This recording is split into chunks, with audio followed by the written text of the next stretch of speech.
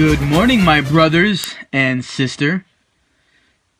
I cannot believe that it is already week 5 in the season, guys. Can you believe that our season is already 30% of the way completed? I mean, time is flying by, fellas and lady. So let's get right into it. I have a lot to break down this week. We had another wild week in the PVFL. What else can you expect from the greatest fantasy football league in the world?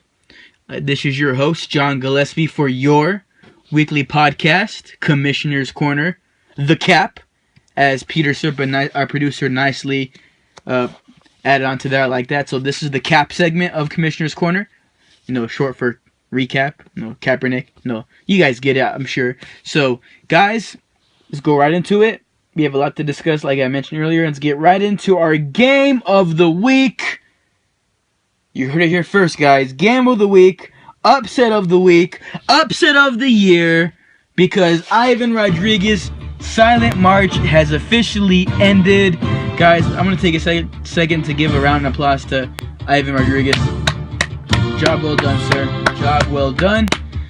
I'm proud of you. You really come out. Will you win? How many games will you win this year? We really don't know, but we'll definitely be here for the ride, my brother. So congrats. So without further ado, let's break down the game of the week. Silent Ones versus Secret Squirrel. Guys, Ivan's top performer, Leonard Fournette, the man. That guy is just a beast. 24.5 fantasy points on 86 rushing yards and a receiving touchdown. Ivan scored 111.4 points. That is his season high. Secret Squirrel scored 102.7.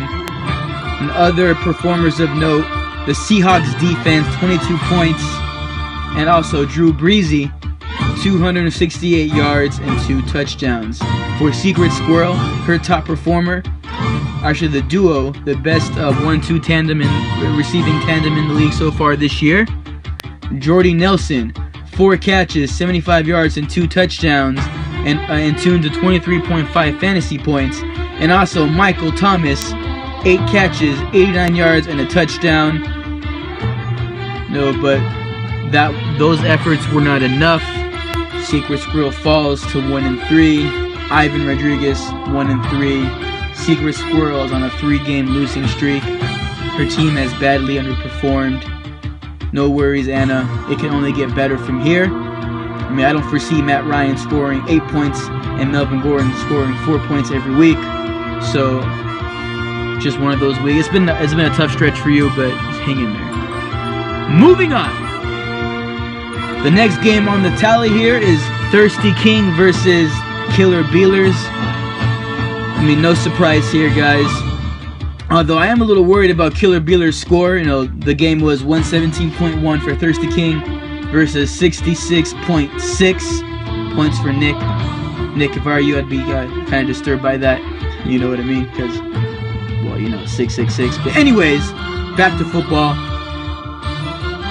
Ethan Taylor's top performer was AJ Green, in tune to 17.3 fantasy points on 5 catches, 63 yards, and a touchdown.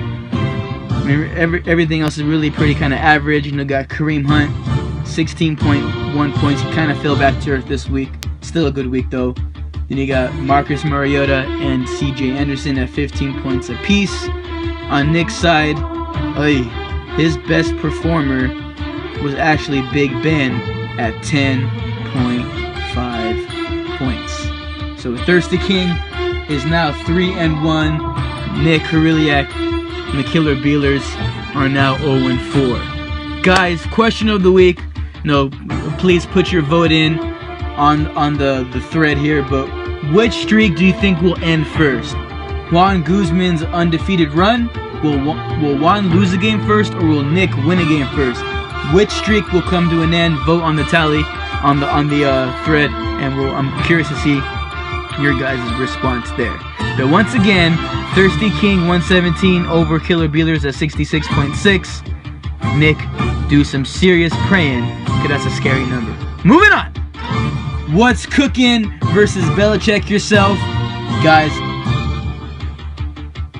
Belichick yourself started off on a rocky path here. He lost to Juan in week 1. Since then, stat of the week, he has won 3 straight games by an average margin of 50 points a game, guys. His dominant regular season run continues. If the season were to end today, guys, Belichick yourself's point differential would be a league record. I know it's unsustainable, but 50 points a game is staggering during this run.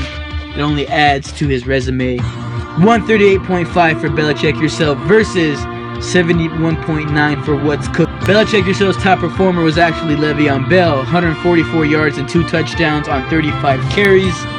What a beast. But then, of course, DeAndre Hopkins there as well. For What's Cooking, his top performer was Carlos Hyde with an anemic 14.5 points. Just one of those weeks for Austin. You know, Belichick yourself was able to snap his winning streak. He is now 3-1. Belichick yourself is 3-1. But just one of those weeks again for Austin where everything went wrong. I understand how you feel there, buddy. I've been there a couple weeks ago. But hey, keep on moving. So again, Belichick yourself 138.5 versus What's Cooking 71.9. Moving on to Orange Crush versus I Love TB.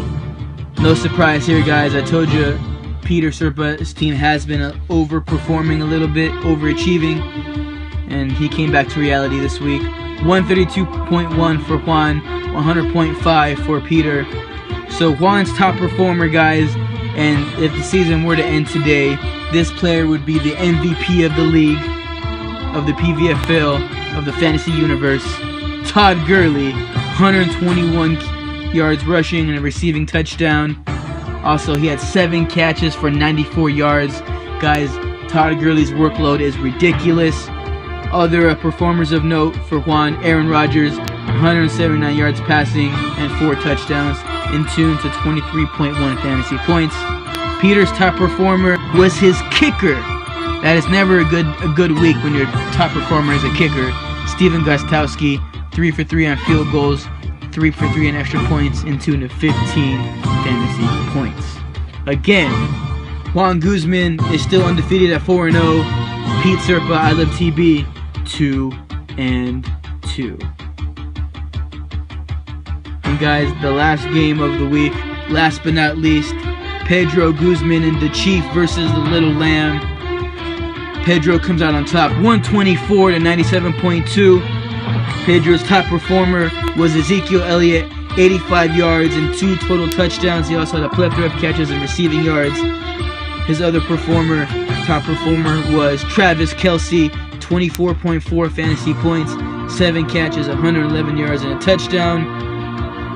And for the Little Lamb, for the second week in a row, his top performer is the resurgent Russell Wilson, 295 yards, 3 total touchdowns, and 2 picks, in tune to 27.6 fantasy points. So Pedro improves to 2-2, the Little Lamb 1-3. All right, guys, I kind of redeemed myself this week for for my calls of the week. I went 4-1. I would have went 5-0 if everything would have went according to plan for Ivan, but he came out on top, so he was my only missed call. I called Anna, so that's Ivan missed me up there, but I did predict Thirsty King would win over the Killer Bealers. I picked myself over Austin Bennett. I picked Juan over Peter, and I picked Pedro over Ethan Lamb for Little Lamb. So it's 4-1. So that puts me at 12-8 on the year.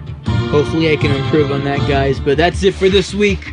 That's it for the cap, guys. I'll give a shout out to our sponsor, RotoTrade. You already know the deal with that. Our producer, Pete Serpa, for making this thing possible. You do a great job, buddy. Until Thursday, guys, the week will begin. I will be giving my Week 5 preview. You should hear that before the game kicks off, hopefully this time. But we have New England and Tampa Bay on Thursday. That should be a great game, a lot of fantasy implications. Guys, the bye weeks do start this week, so do your homework, get your fill-ins in, guys. So again, have a great day. This is your host, John Gillespie, signing off for Commissioner's Corner. Go Packers!